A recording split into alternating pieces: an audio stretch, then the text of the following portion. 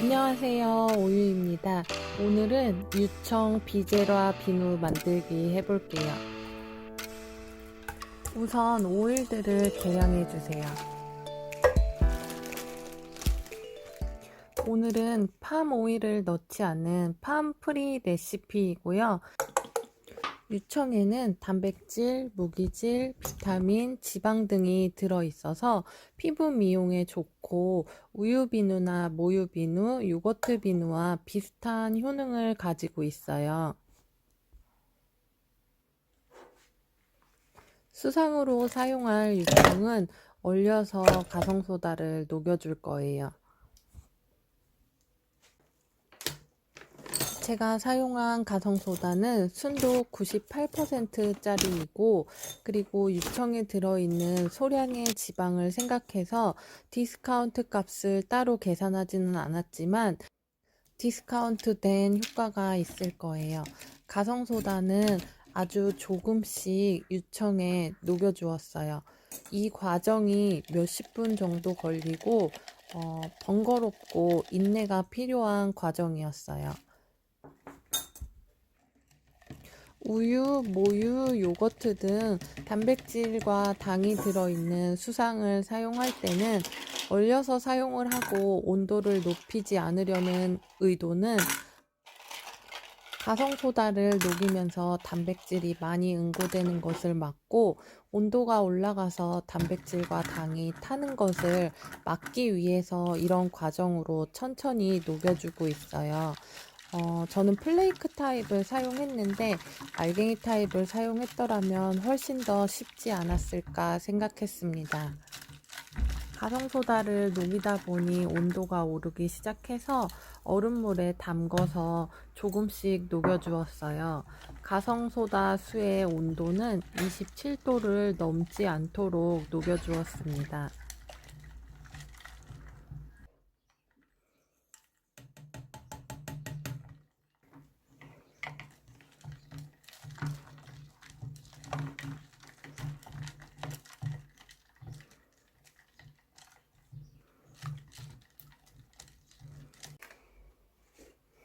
습도와 온도는 비누에 굉장히 많은 영향을 끼치므로 참고해 주세요. 오일은 코코아 버터를 녹이기 위해서 한번 가열했다 식혀주었어요. 가성소다수의 온도는 23도쯤이고 오일의 온도는 지금 적외선 온도기로 쟀을 때 표면의 온도가 37도지만 실제 수온 온도기에서 보이는 온도랑은 차이가 좀 컸어요. 그래서 오일을 조금 섞어주고 다시 재보니까 한 34도 정도 나왔습니다. 이제 교반을 해줄 거예요. 플레이크 타입 가성소다는 녹지 않는 덩어리가 남아있을 확률이 있어서 체에 걸러 넣어 주었습니다.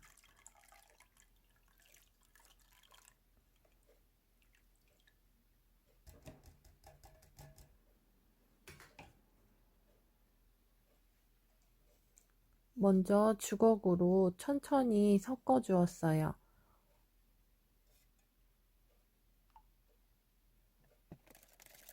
그리고 나서 편집 없이 트레이스 나는 과정을 보여드릴게요. 제가 평상시에 블렌더를 사용하지 않고 거품기를 이용해서 교반을 하는 경우가 있는데 이런 경우는 트레이스가 빨리 날 것 같은 레시피이거나 양이 적을 때 그리고 트레이스 나는 과정을 조금 자세히 보여드리고 싶을 때 거품기를 이용해서 교반을 하고 있어요. 낮은 온도이지만 어렵지 않게 트레이스 단계까지 잘 도달했습니다.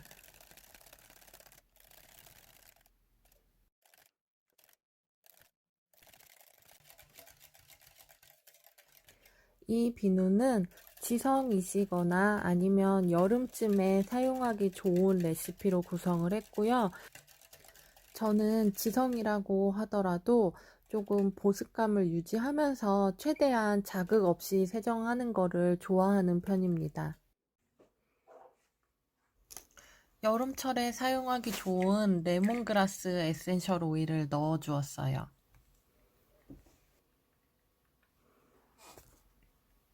그리고 피지에 좋은 수분말도 넣어 주었습니다.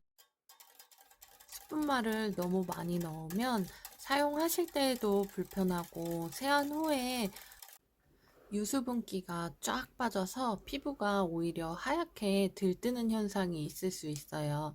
그러니까 색상 보시면서 소량 넣어주세요. 트레이스 이후에 이제 첨가물들을 다 넣어 주었고 몰드에 비누액을 담았어요.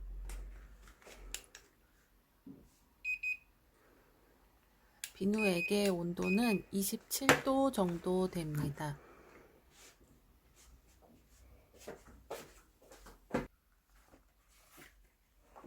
제가 스푼말을 넣어서 단백질 수상의 비누지만 색상이 어떻게 변하는지 보기 어렵기 때문에 따로 조금 덜어서 비젤화 비누를 본연의 색상 그대로 보여드리도록 할게요.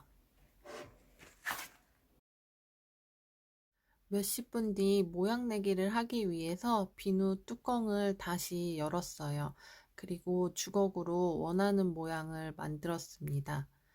비젤화 비누 같은 경우에는 대체로 우유 수상, 모유 수상, 그리고 뭐 산양유 수상 이렇게 단백질과 당이 들어간 수상을 이용할 때 비누액의 온도가 올라서 당과 단백질이 타는 것을 방지하고자 할 때 많이 사용하는 방법이고요. 겨울철에 베란다에 비누를 보관한다던가 아니면 냉장고를 이용해서 강제로 비누의 온도가 오르는 것을 막는 방법이에요. 저는 또 예쁜 것을 좋아하기 때문에 까만 비누와 장미가 잘 어울릴 것 같아서 장미를 올려주었어요.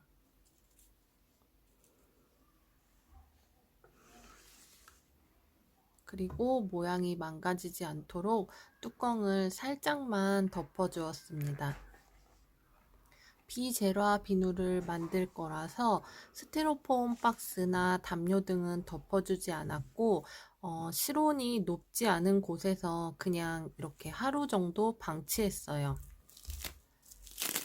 제가 어제 스푼말을 넣지 않았던 유청 비누 그대로의 비젤화 비누입니다.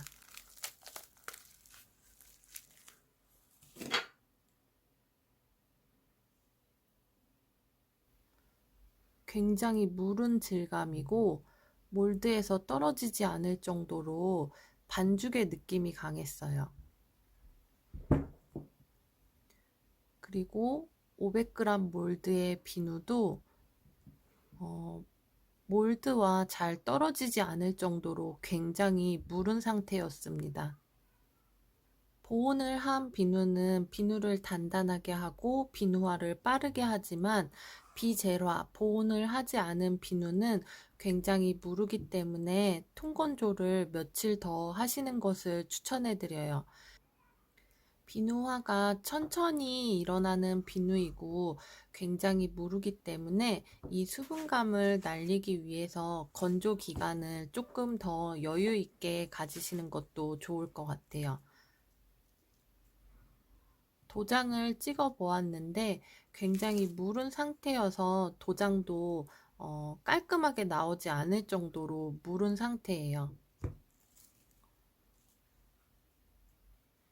비젤화 비누 같은 경우에는 이렇게 굉장히 불투명하고 파스텔한 색감을 가질 수 있고 약간 무른 것이 특징인 것 같아요.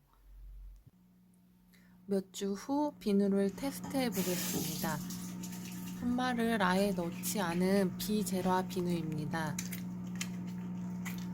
시간이 지나니까 그래도 단단해졌고 거품도 잘 나는 편입니다.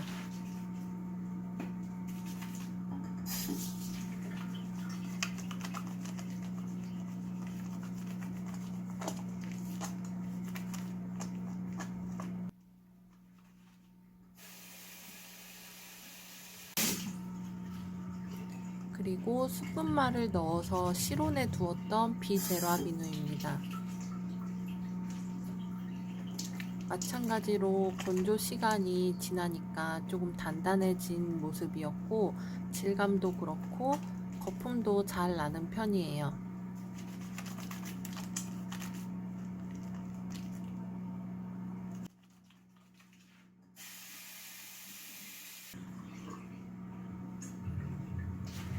그리고 고온에서 구운 유청비누는 갈색으로 변했고 사용감에서는 확연한 차이가 있어요. 더 쫀쫀하고 젤리 같은 느낌이 드는 비누입니다. 앞으로도 더 다양한 비누로 찾아오도록 할게요. 시청해주셔서 감사합니다.